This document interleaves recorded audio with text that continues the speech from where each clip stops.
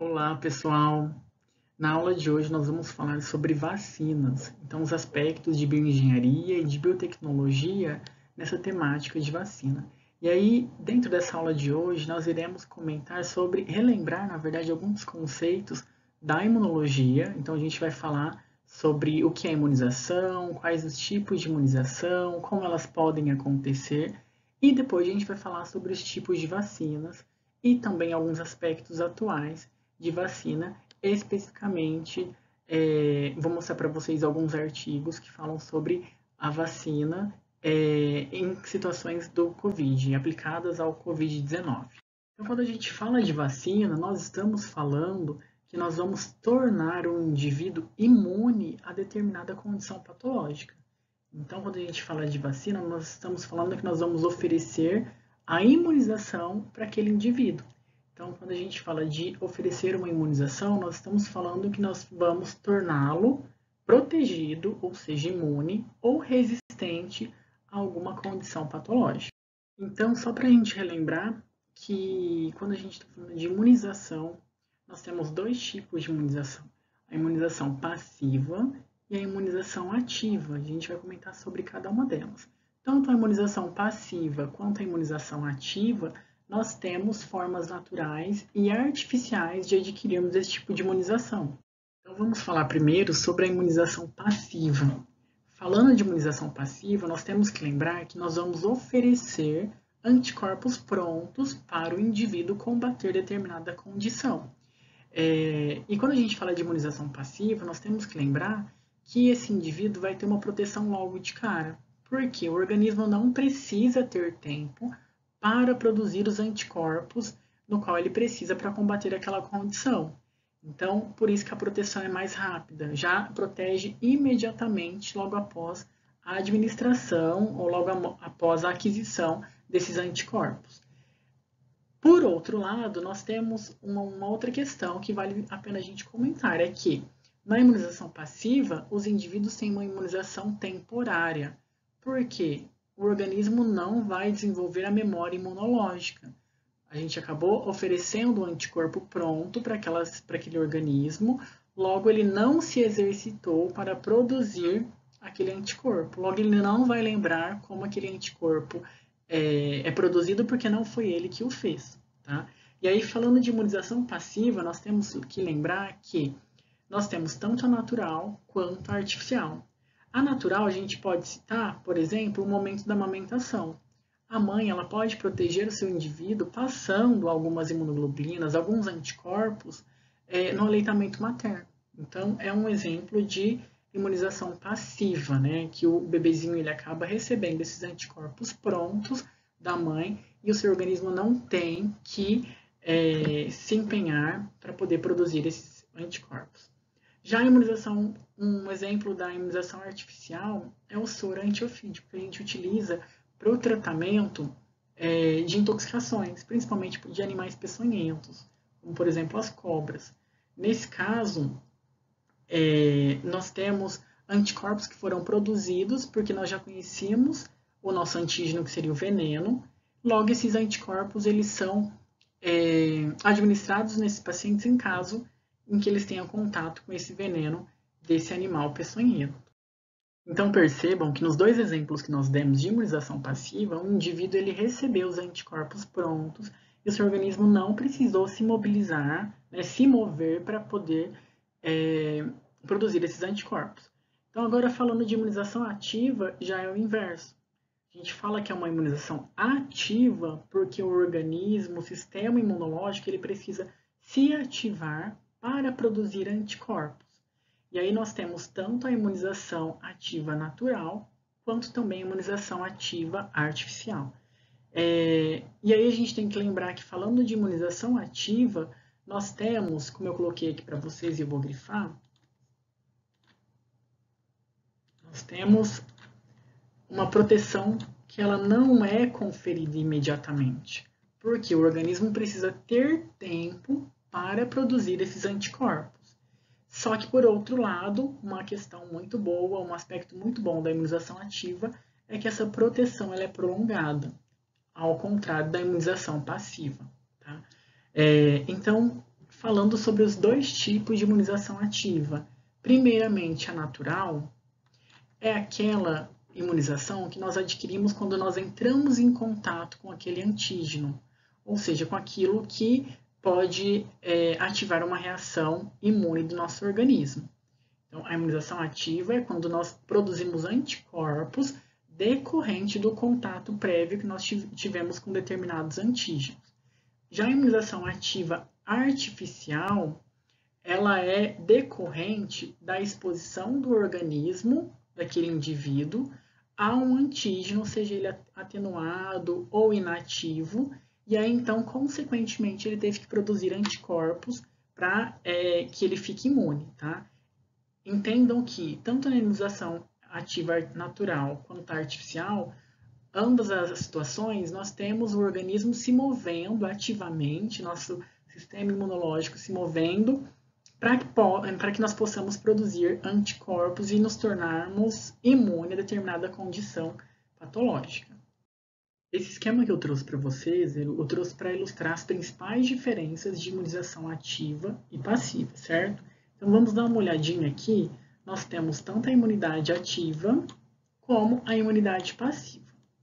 E aí, nessas duas condições, a gente vai ver que nós temos diversas diferenças. E aí a gente vai listar essas diferenças agora.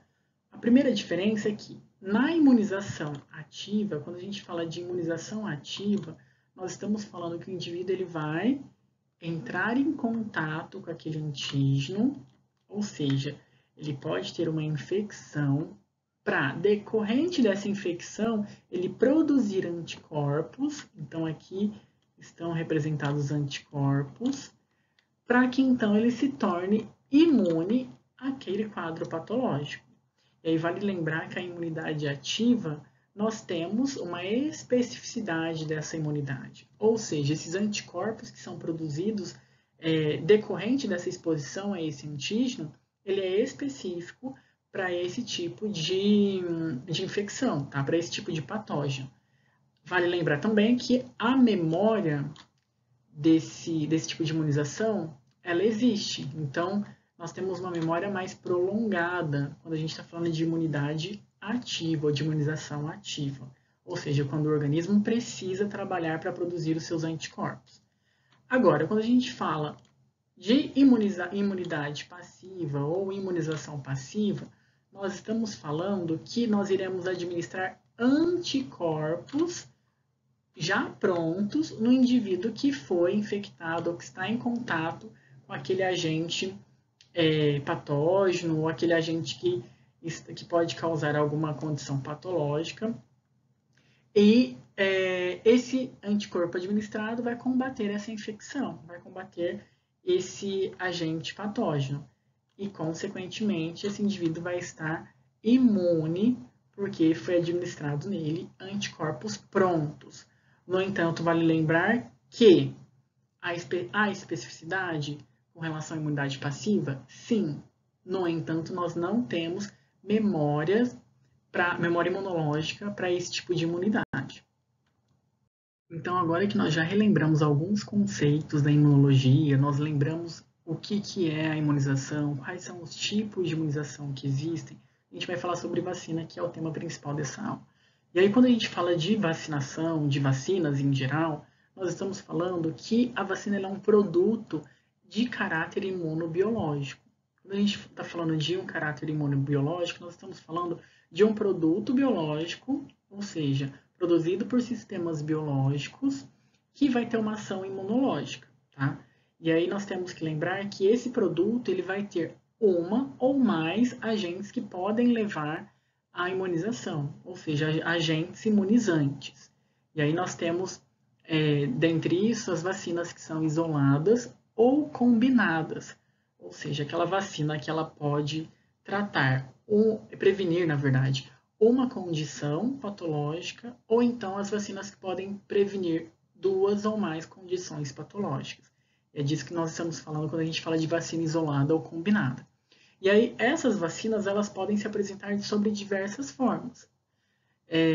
Dentre elas, suspensão de bactérias, como eu coloquei aqui para vocês. Vou grifando aqui para vocês acompanhando. Suspensão também de bactérias mortas ou avirulentas. Aí um exemplo disso, a vacina contra a coqueluche, a febre tifoide. Nós também temos as vacinas que têm componentes de bactérias, especificamente os polissacarídeos, das cápsulas, dos meningococos, do grupo A e C.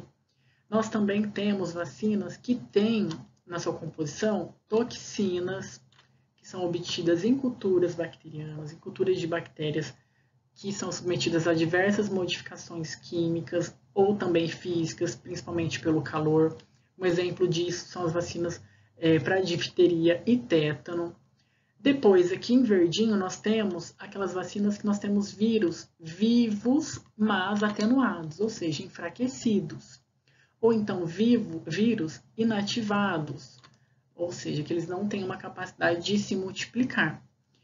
Nós temos também as vacinas com frações de vírus. Então, percebam só que para criar uma vacina, nós podemos ter vários agentes biológicos envolvidos. Ou então, parte de uma bactéria, ou então a bactéria atenuada, enfraquecida, ou então essa bactéria morta, ou a virulenta. Quando a gente fala de a virulenta, a gente está falando sem os seus poderes, né, suas capacidades de virulência, ou seja, de adoecer, ou de levar ou desenvolver a uma patologia. Então percebam só que, ou então também, que eu ainda não citei, as toxinas também podem estar presentes como um fator principal que compõe as vacinas. Então as toxinas que essas bactérias produzem podem ser elementos chaves para a produção de vacina.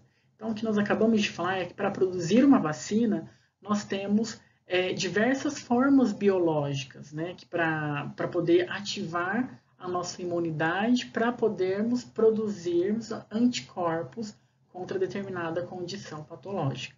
E aí, quando a gente está falando de vacina em geral, a gente está falando que pode ser tanto bactéria ou vírus, e essas bactérias e vírus nós estamos falando que elas podem estar avirulentas, ou seja, com uma capacidade mais fraca de causar uma doença, ou então elas podem estar atenuadas, né? Ou também mortas, ou também nós podemos utilizar toxinas decorrentes, né? Ou produzidas por esses micro-organismos. Então, todos esses elementos que nós falamos são elementos chaves para a produção de vacina. São elementos que vão causar no nosso organismo uma iniciação, uma ativação de uma produção de anticorpos. Tá? Então, esses elementos são elementos principais e que eles são essenciais para se produzir uma vacina, para que então essa vacina seja eficiente. Então, além desses elementos chaves que nós falamos anteriormente, que são necessários para produzir uma vacina, nós também temos outros elementos que eu listei aqui para vocês. Então, o primeiro deles que a gente vai comentar são os líquidos de suspensão. Esses líquidos de suspensão são aqueles líquidos no qual esses antígenos, ou parte desses antígenos, ou esses antígenos atenuados, ou então suas toxinas, são diluídas, né? São suspensas. E aí esses líquidos podem ser tanto a água destilada, como também a solução salina fisiológica. E é importante lembrar que nesses líquidos, podem ter também a presença de proteínas ou também meio de cultura que foi utilizado para fazer essa vacina. Tá? Mas, em geral, essas vacinas elas têm, mesmo na sua composição, água destilada ou a solução salina fisiológica. Depois, nós temos, além do líquido de suspensão, os conservantes, os estabilizadores e também os antibióticos. Esses antibióticos, ou também chamados de germicidas, eles são importantes para que não haja nenhum tipo de contaminação ou para que haja inibição de qualquer tipo de contaminação nesse líquido de suspensão que nós vamos trabalhar, que nós estamos produzindo a vacina. Tá?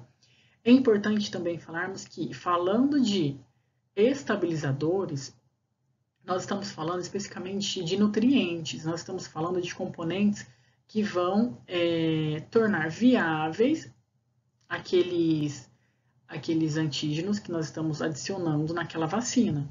E aí nós estamos falando que nós vamos continuar mantendo os nutrientes naquele meio para que aquele agente infeccioso que está vivo, mas está atenuado, para que ele continue vivo, tá? Que ele só continua fraco, mas que ele continua para que ele permaneça vivo, ok? Então esses estabilizadores são os nutrientes necessários para que esses organismos vivos, atenuados, eles permaneçam vivos e enfraquecidos, tá?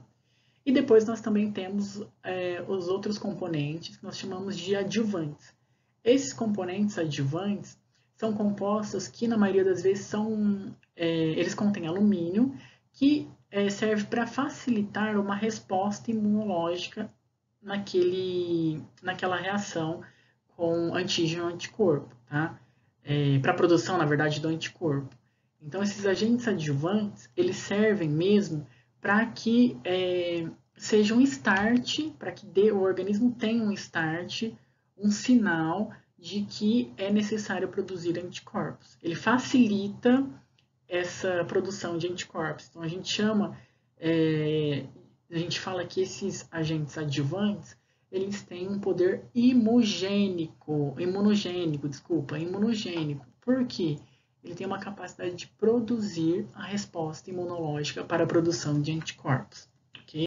Então, o que a gente precisa saber para a gente produzir uma vacina? Em um primeiro momento, a gente precisa entender como que é a vida desse patógeno, qual é o ciclo de vida dele, qual é o ciclo biológico desse patógeno, para que então nós possamos encontrar o melhor estágio para que ele sirva de alvo, né? Para que esse estágio no qual esse patógeno está, que ele sirva de alvo para a produção dessa vacina.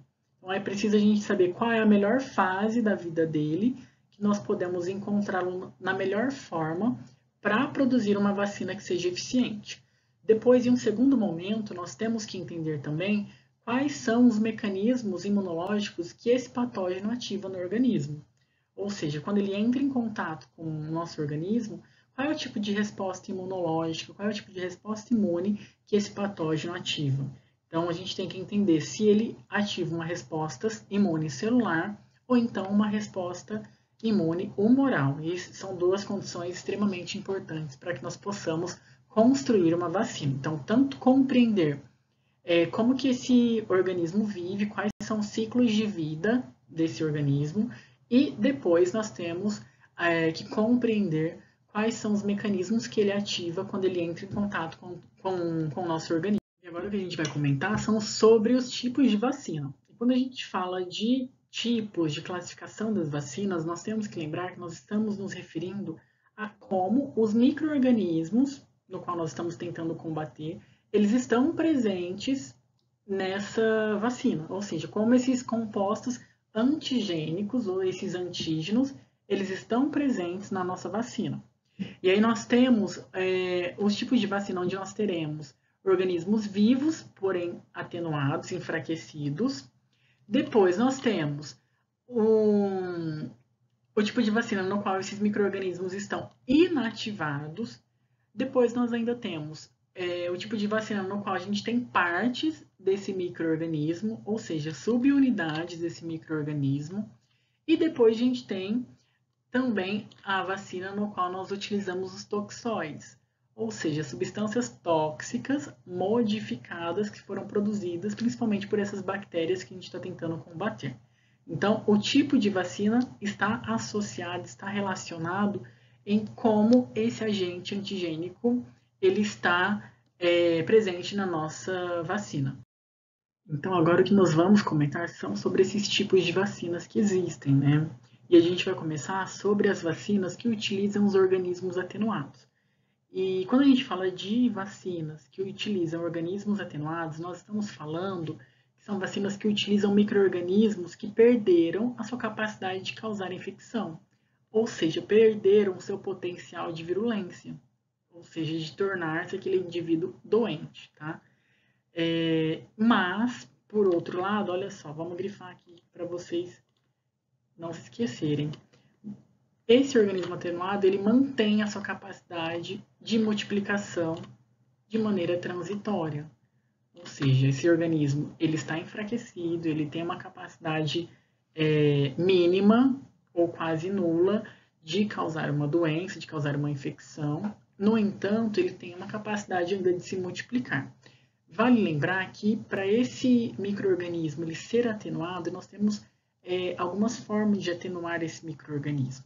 E aí, esse grau, né, de atenuação é um ponto muito crítico, porque a gente tem sempre que estudar com muito cuidado qual é o ponto no qual a gente vai poder enfraquecer aquele micro-organismo, no qual esse micro-organismo, quando ele estiver em contato com o sistema imunológico, ele ainda vai ser eficiente para produzir anticorpos. Então, por isso que eu coloquei aqui para vocês que o grau de atenuação é um ponto crítico, porque a gente tem que estudar, fazer vários estudos para que nós possamos compreender o quanto a gente pode enfraquecer esse micro-organismo para deixá-lo ainda eficiente para produzir anticorpos quando entrar em contato com o nosso sistema imunológico. Tá? Uma outra questão que a gente tem que lembrar também é que para nós atenuarmos esse organismo, esse micro-organismo, nós podemos cultivar esse micro-organismo em condições incomuns. Ou seja, a gente vai deixar esse micro-organismo, por exemplo, com uma carência nutricional. A gente tira desse micro-organismo os nutrientes que ele consumiria em abundância em situações naturais. Então, isso é uma forma de atenuarmos esse micro-organismo. Outra forma de atenuar o micro-organismo são as passagens sucessivas em cultura celular. Então, lembra quando nós falamos de cultura celular? Nós falamos que existem passagens, quando nós trocamos esses meios sucessivamente, a ponto de ainda manter essas células com o seu mínimo necessário para sobreviver.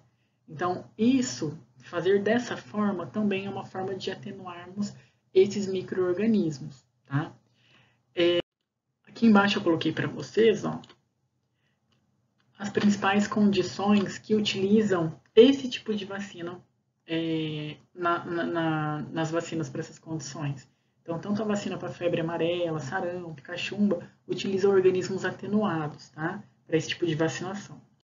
Por outro lado, nós temos também outro tipo de vacina que nós podemos fazer com organismos inativos. E quando a gente fala que nós vamos produzir uma vacina com um organismo inativo, nós estamos falando que aquele agente patogênico ele pode estar morto, ou a gente pode estar utilizando partículas desses agentes patogênicos, né? Desses agentes que nós chamamos de antígenos. E para que servem essas vacinas no qual a gente está utilizando, a gente está fazendo com o organismo inativo? Serve para a gente enganar o nosso organismo com o objetivo de quê? Com o objetivo de que ele pense que ele está sendo invadido e que ele precisa ativar uma resposta imunológica para combater isso. E aí, para que então ele possa produzir anticorpos para impedir esse tipo de infecção e o desenvolvimento de um quadro patológico.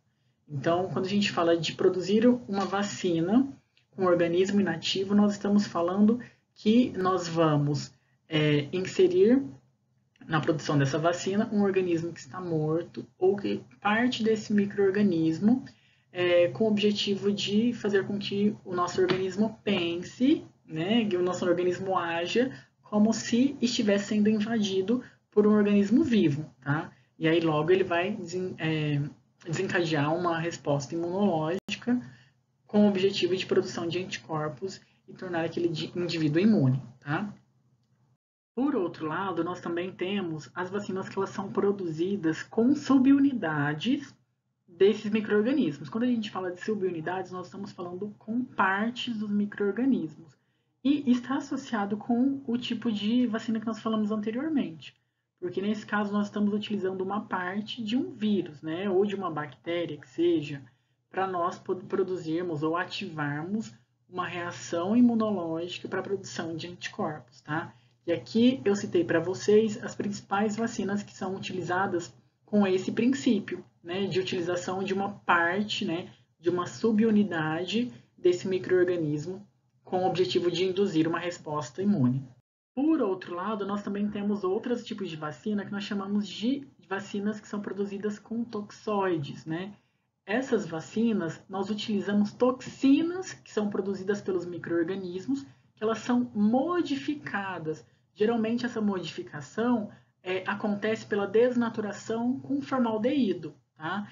E aí, então, essa toxina, ela acaba se tornando um toxoide e é importante nós lembrarmos que quando tem essa modificação de toxina, utilizando o formaldeído, e aí nós temos um toxoide, nós temos que lembrar que, vou até grifar aqui para vocês não esquecerem essa palavra, que a imunogenicidade deve ser preservada, deve estar conservada. O que seria isso?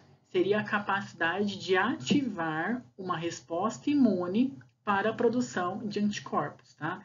E aí, nesse caso, nós estamos falando que essa vacina vai induzir, vai estimular a produção de anticorpos anti-toxina, anti esse tipo de toxina que nós estamos utilizando para fazer essa vacina, tá? E aí, quais são as condições que nós temos que utilizam esse princípio? A difteria, o tétano e o antrax. São condições que nós utilizamos toxoides para estimular a produção de antitoxina para minimizar, neutralizar o efeito de toxinas no nosso organismo, ok? Depois nós também temos as vacinas que são conjugadas. Quando a gente fala de conjugada, nós estamos falando que nós temos um elemento ligado a outro elemento. E, geralmente, nessas vacinas, nós temos uma parte do micro-organismo, que em geral é um polissacarídeo, um carboidrato, que está conjugado a uma proteína que vai fazer o transporte dessa parte do micro-organismo, tá? Desse polissacarídeo. Então, lembrem sempre que vai ser uma porção do micro-organismo, em geral, um carboidrato, um polissacarídeo, que está ligado a uma proteína que tem essa função de carregar ele, uma proteína carreadora, uma proteína transportadora, tá? E aí, aqui nós temos uma condição, ó, no qual nós utilizamos esse princípio de vacina conjugada para fazer a produção de vacina, ok? Então, um outro tipo e o último tipo de vacina que nós iremos comentar são as vacinas gênicas ou de DNA. Nesse caso, é importante nós lembrarmos que, como o próprio nome diz, nós vamos retirar um trecho do material genético do patógeno e nós vamos inserir uma bactéria ou um vírus que está atenuado, que está enfraquecido, ou seja, sem o seu poder de virulência, tá? Sem o seu potencial de virulência. Para que essa bactéria ou esse vírus enfraquecido traduza esse material genético, produza, portanto, uma proteína que é do nosso patógeno, para que o nosso organismo, quando entrar em contato com essa proteína produzida pelo patógeno, ele responda imunologicamente produzindo anticorpos contra aquela proteína. Então, quando o nosso organismo entrar em contato com esse patógeno posteriormente, ele vai ver que nesse patógeno tinha uma proteína semelhante à do qual ele já produziu anticorpos e vai logo dizer, opa, nós temos anticorpos que combate essa proteína presente. Vamos lembrar que o gene que nós inserimos geralmente são genes relacionados à produção de proteínas de membrana do micro-organismo patógeno, tá? Do micro-organismo que a gente quer combater. Porque é importante que aquela célula que está recebendo esse trecho, esse gene, né, do patógeno, essa célula traduza proteínas de membrana, para que seja mais fácil o organismo reconhecer essa proteína e quando tiver uma infecção propriamente dita, ok? Então, a partir de agora, eu coloquei aqui para vocês as fases de um ensaio para desenvolver uma vacina. Então, a gente tem a fase 0, fase 1, fase 2, fase 3 e fase 4, onde nós temos inicialmente ensaios em animais e depois a gente tem na fase 4, que é a fase clínica, a testagem disso em seres humanos que são suscetíveis àquela infecção, tá? Não dá tempo da gente especificar tudo, mas deem uma lida nisso e qualquer dúvida a gente conversa no nosso encontro lá no Zoom, ok? Depois, nos próximos slides, vão ter sugestões de leituras para vocês, principalmente, como eu tinha falado inicialmente, sobre como está a questão de produção de vacinas para o Covid-19, ok? Depois a gente pode discutir isso na nossa videoconferência lá pelo Zoom. Ok? Então, até mais e espero vocês lá.